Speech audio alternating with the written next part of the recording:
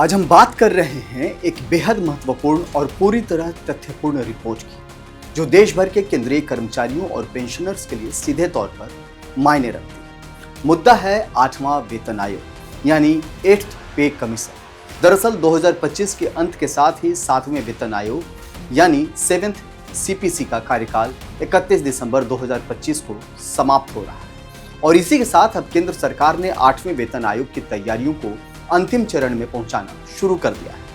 आमतौर पर यह माना जाता है कि 1 जनवरी 2026 से 8वें वेतन आयोग को औपचारिक रूप से लागू माना जाएगा, लेकिन अब तक सरकार की ओर से नई सैलरी स्ट्रक्चर, फिटमेंट फैक्टर और एरियर भुगतान को लेकर कोई आधिकारिक घोषणा नहीं की गई। यानी उम्मीदें तो है, लेकिन तस्वीर अभी पूरी तरह से साफ नहीं हुई है और यही वजह है कि यह मुद्दा आज हर केंद्रीय कर्मचारी और पेंशनर्स के लिए बेहद अहम बन गया है।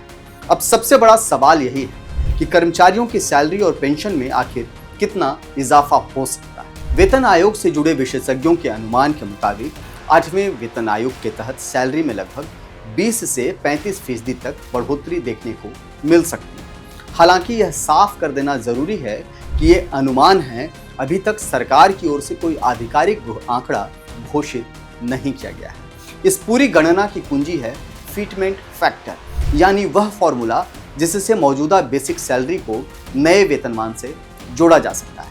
अगर यह फिटमेंट फैक्टर 2.4 से 3.0 के बीच तय होता है तो इसका सबसे बड़ा फायदा न्यूनतम वेतन और शुरुआती ग्रेड के कर्मचारियों को मिल सकता है।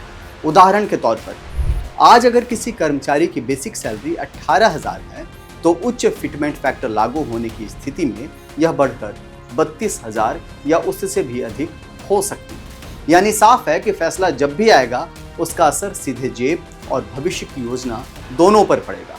बड़ी बात यह है कि 8वें वेतन आयोग का असर सिर्फ मौजूदा कर्मचारियों तक सीमित नहीं रहेगा, बल्कि इसका सीधा लाभ करीब 69 लाख पेंशनर्स को भी मिलने वाला है।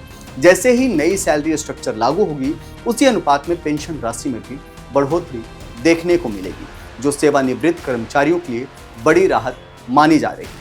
हालांकि यहाँ एक जरूरी बात समझना बेहद अहम है। अक्सर देखा गया है कि पेंशन से जुड़े भत्ते और एरियर नए वेतनमान के साथ तुरंत लागू नहीं होते। इन्हें लागू करने में प्रशासनिक प्रक्रिया के चलते कुछ समय लग सकता है। यानी पेंशनर्स को फायदा तो मिलेगा, लेकिन धैर्य और स्पष्ट सरकारी आदेशों का इंतजार करना पड़ सकता है। हाल ही में एक आर्थिक विश्लेषण में कहा गया कि अगर 8वें वेतन आयोग को समय पर लागू नहीं हुआ तो कुछ भत्तों का एरियर नहीं मिलेगा, जैसे कि HRA यानी कि हाउस रेंट अलाउंस या TA ट्रैवल अलाउंस, जिससे कर्मचारियों को 1 से 2 लाख रुपए तक का संभावित नुकसान हो सकता है। ऐसे में कर्मचारियों को वित्तीय योजना और बजट थोड़ा सावधानी से रखने की सलाह दी जा रही है। हालांकि 7वें वेतन आयोग का कार्यकाल समाप्त हो रहा है, लेकिन डियरनेस रिलीफ यानी DR पेंशनर्स को बढ़ती महंगाई के हिसाब से मिलता रहता है। यानी DR में बढ़ोतरी जारी रहने की संभावना है जब तक 8वें आयोग के फैसले लागू होते हैं। तो दोस्तों, यह थी 8वें वेतन आयोग यानी 8th पे कमीशन से जुड़ी ताज़ा, तथ्यपूर्ण और अहम जानकारी सिर्फ ONOG न्यूज़ पर। केंद्र सरकार के कर्मचारियों, पेंशनर्स और उनके परिवारों के लिए यह खबर बेहद मायने रखती है और जैसे ही नए वेतनमान की घोषणा होती है, हम आपको तुरंत अपडेट करेंगे। मैं हूं नीरज शर्मा। सुरक्षित रहिए, सचेत रहिए और ONOG न्यूज़ के साथ जुड़े रहिए। जय हिंद, जय भारत, नमस्कार।